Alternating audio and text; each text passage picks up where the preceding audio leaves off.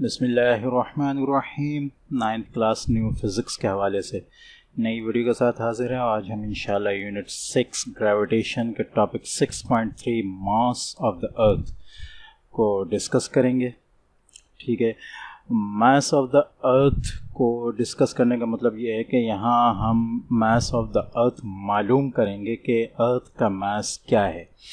ठीक है, basically earth का मास जो है वो किसी तरह कोई डायरेक्टली ऐसा तरीक़ा नहीं है कि हम किसी तराजू वगैरह से या किसी बैलेंस वगैरह से या किसी किस्म के कहना चाहिए कि वेइंग इंस्ट्रूमेंट से जो है हम उसको मालूम कर सकें। ये एक फार्मूले के ज़रिए, एक रिलेशन के ज़रिए हम मालूम करेंगे, जिसमें बेसिकली न्यूटन का जो हमने पढ़ा है universal law of gravitation, gravitational constant of force of gravitation का जो फार्मूला हमने ऊपर जिक्र किया है सारा, ठीक है, उसकी बेस पर जो है हम आगे जो है वो मास ऑफ द अर्थ मालूम करेंगे। ठीक है, तो चूँकि ये टॉपिक इन तमाम चीज़ों से, ग्रेविटेशन से, law of gravitation, gravitational force, ETC और चीज़ें जो इससे ग्रेविटेशनल कांस्टेंट वगैरह जिससे रिलेटेड हैं उनसे ताल्लुक़ रखता है, लिहाजा ये टॉपिक भी इसके साथ है। ठीक है, हमें अच्छी तरह पता है कि यूनिवर्स की हर बॉडी जो है दूसरी बॉडी को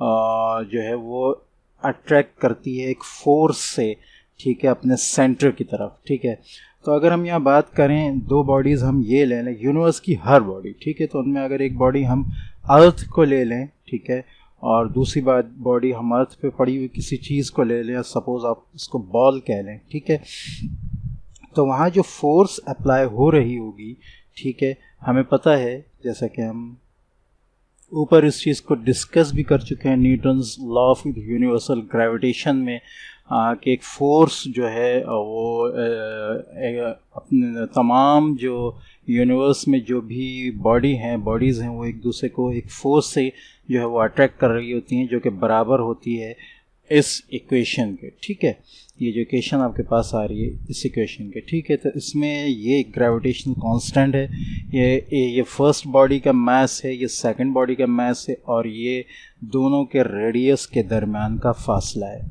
तो यहाँ हम जो दो बॉडीज़ हैं उसमें हम एक बॉल को ले लेते हैं और एक अर्थ को ले लेते हैं। ठीक है, तो अब यहाँ क्या हो जाएगा, अगर हम फार्मूला फिट करें तो यहाँ एक जो M1 जो है वो बॉल का मास हो जाएगा, जो ये आ गया, और M2 जो है वो अर्थ का मास हो जाएगा, जिसको हम रिप्रेजेंट करेंगे ME से। ठीक है, और दोनों के दरमियान जो फासला है, दोनों के रेडियस के दरमियान, वो ऑलमोस्ट, अच्छा, यहाँ RE जो है वो अर्थ का रेडियस है। ठीक है, दूसरे रेडियस को हमने इसलिए ज़्यादा नहीं जिक्र किया क्योंकि अर्थ के रेडियस के मुकाबले में वो रेडियस ना होने के बराबर, लिहाजा उसको हम यहाँ लिखते ही नहीं हैं। ठीक है, तो हम ये ले लेते हैं कि ये सिर्फ अर्थ का रेडियस है। तो अब ये पूरी इक्वेशन हमारे पास इस तौर पर आ गई कि F = G, ठीक है, G ग्रेविटेशनल कांस्टेंट है, यहाँ दोनों जगह सही है। M जो है वो M1 है जो कि बॉल का मास है, ME जो है वो M2 है जो कि अर्थ का मास है। ठीक है, और R2 जो है वो दोनों के रेडियस के दरमियान का फासला है, और हमें पता है कि ग्रेविटेशनल कांस्टेंट की क्या वैल्यू है। ठीक है, जो भी चीज़ हमारे पास है जो ऊपर रखी है उसका मास भी हमें पता होगा। ठीक है, और आगे रेडियस वगैरह भी जो है, तो हम अब मालूम करेंगे मास अर्थ का। ठीक है, इसी इक्वेशन को जब हम कन्वर्ट करते हैं, हमें चूँकि पता है ये जो फोर्स यहाँ पे अप्लाई हो रही है इस बॉल के ऊपर, ये इसका वेट है जिसको हमने ऊपर जिक्र भी किया है। तो अगर हम F को कन्वर्ट करें वेट में और उसका जो इसके जो इक्वेशन है उसके हिसाब से जो हमारे पास है F = W = mg, ठीक है, W हमें पता है mg के बराबर होता है, तो यहाँ जो ग्रेविटेशनल फोर्स है वो असल में वेट है।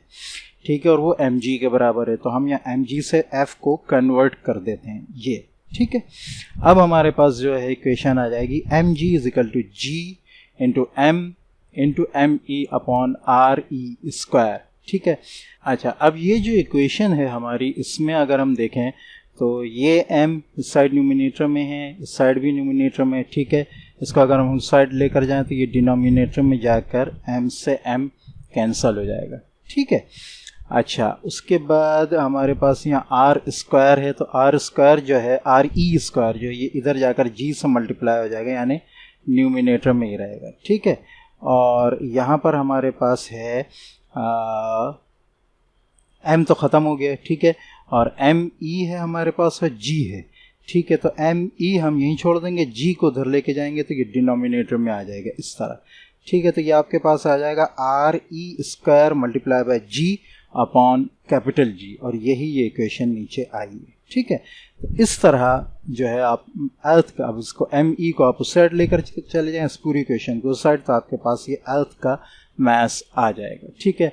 अब न्यूमेरिकल्स के तौर पर अगर हम इसको न्यूमेरिकल वैल्यू, अब इसमें जो है वो वैल्यू पुट करें हम, तो हमारे पास जो है जी जो है वो 10 न्यूटन पर किलोग्राम है, ठीक है, ऊपर हम इसको डिस्कस कर चुके हैं।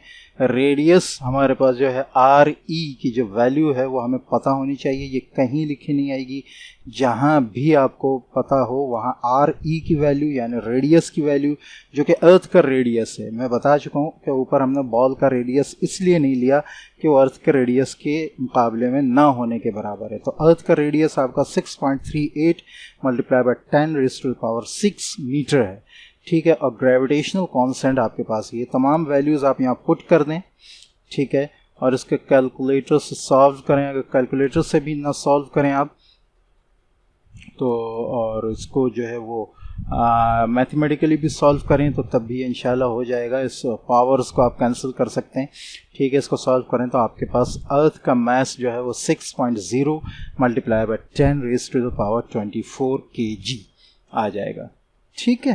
तो इस तरह जो है हम अर्थ का मास जो है वो बआसानी gravitational constant, universal law of gravitation और इसी तरह रेडियस ऑफ अर्थ की मदद से बआसानी जो है वो मालूम कर सकते हैं।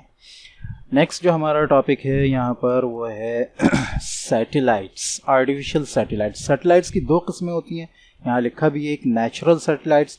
बेसिकली सैटेलाइट जो है, आगे शायद लिखा भी हो, सैटेलाइट किसी भी उस चीज़ को कहते हैं जो किसी प्लैनेट के जो है अराउंड रिवॉल्व कर रहा हो। देखें, हमें पता है कि जितने भी स्टार्स हैं उनके गिर्द बहुत से प्लैनेट्स जो हैं वो रिवॉल्व कर रहे हैं, घूम रहे हैं। इसी तरह अर्थ भी जो है वो एक स्टार जिसका नाम सन है उसके गिर्द घूम रही है, ठीक है। तो इसी तरह जो प्लैनेट्स होते हैं वो भी दूसरी जो बॉडीज़ हैं उनको अपनी तरफ अट्रैक्ट करते हैं, ठीक है। तो उनके गिर्द जो चीज़ें घूम रही होती हैं उनको हम कहते हैं सैटेलाइट्स, ठीक है। स्टार्स के गिर्द जो बॉडीज़ घूम रही होती हैं उनको कहते हैं प्लैनेट्स, और प्लैनेट्स के गिर्द जो चीज़ें घूम रही होती हैं, जो बॉडीज़ घूम रही होती हैं, उनको कहते हैं satellites. Satellite is an object that revolves around a planet, ठीक है, ये हो गया। उसके बाद दो टाइप्स के सैटेलाइट्स हैं, एक नेचुरल सैटेलाइट्स हैं जैसा कि मून ज़मीन के गिर्द घूमता है, चांद, और ज़मीन एक प्लैनेट है तो लिहाजा मून जो है वो सैटेलाइट है, ये नेचुरल सैटेलाइट है। और कुछ आर्टिफिशियल सैटेलाइट्स होती हैं जिनको मुख्तलिफ कामों की गर्ज से खुद इंसान जो है वो बनाकर ऊपर की तरफ भेजता है और वो ज़मीन के गिर्द या चांद के गिर्द घूमती हैं, या यूँ कहें किसी भी प्लैनेट के गिर्द घूम सकती हैं, ठीक है। तो उनको आर्टिफिशियल सैटेलाइट्स कहते हैं। यही चीज़ आगे बताई गई है।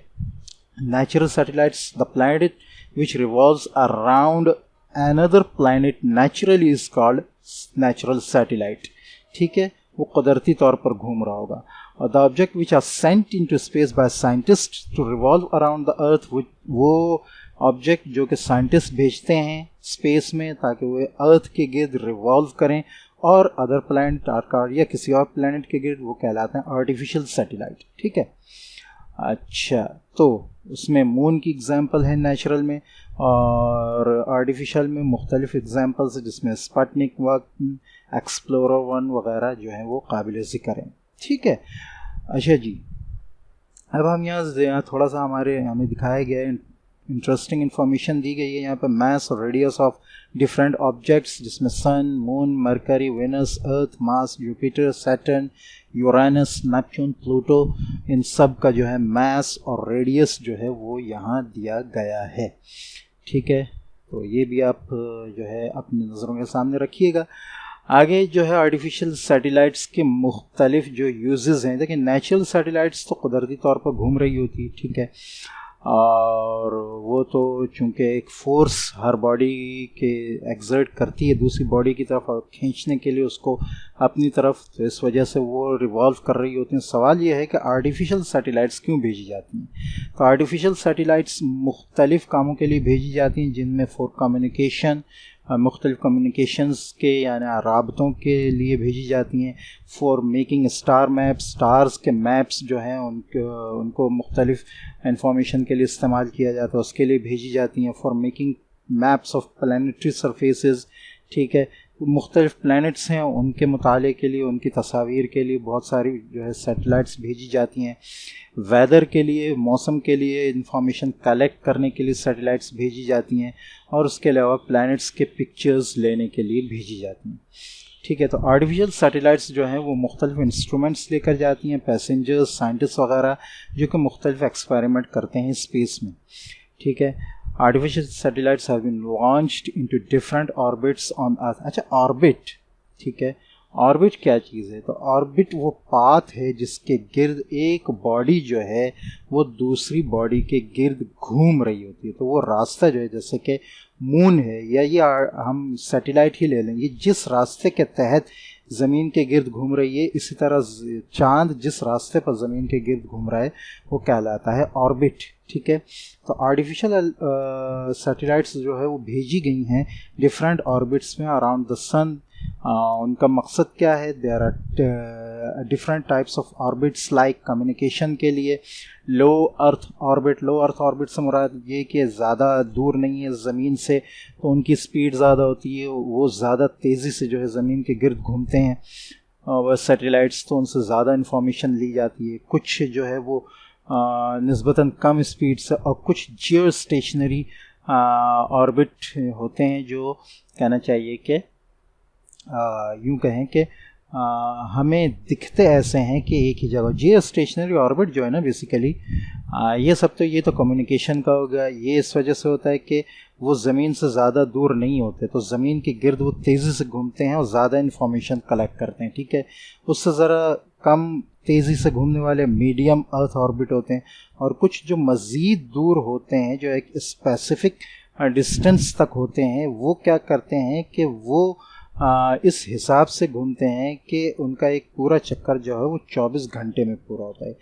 जिन सैटेलाइट्स का पूरा चक्कर 24 घंटे में पूरा होता है वो कहलाते हैं जियो स्टेशनरी। उनका जो ऑर्बिट है वो जियो स्टेशनरी ऑर्बिट, और वो जियो स्टेशनरी सैटेलाइट्स कहलाते हैं। ठीक है, बेसिकली वो नीचे किसी सैटेलाइट से ऐसे कनेक्ट होते हैं कि चूँकि ज़मीन भी घूम रही है, तो ज़मीन पर जो मौजूद चीज़ है वो भी एक वक्त यहाँ होती है, फिर यहाँ होती है, फिर यहाँ होती है, फिर यहाँ होती है। तो ये जो सैटेलाइट है इसी हिसाब से घूमती रहती है।